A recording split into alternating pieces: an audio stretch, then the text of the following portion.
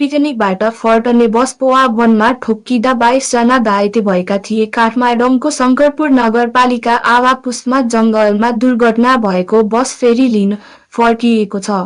काठमाडौँको जिल्ला प्रहरी क्याम्पसका विद्यार्थी एसपी पवन भट्टराईले बस बी4 8788 साँझ 5 बजेर 45 मिनेटमा दुर्घटना भएको जानकारी दिए। उक्त बस रुखहरूमा फसेर सडकभन्दा 100 मिटर तल खस्दा प्रहरीद्वारा उद्धार गरिएको थियो। उनका अनुसार बसमा 35 देखि 40 जना यात्रु थिए र उनले प्रकृति केन्द्रका कामदारहरूलाई सूचित गरे जसले आफ्नो पिकनिकबाट फर्किएर दुर्घटनाग्रस्त भएका छन्। उनका अनुसार मृतकमध्ये 22 जनालाई विभिन्न अस्पतालमा पुर्याइएको थियो। उनी सुषमा कोइराला मेमोरियल अस्पताल, नेपाल मेडिकल कलेज र स्याङ्जाको अत्तरखलमा उपचाररत थिए। घाइतेमध्ये 2 जना गम्भीर बिरामी छन्, बाँकीको स्वास्थ्य राम्रो छ। दुर्घटनाको बारेमा थप विवरण आएको छैन।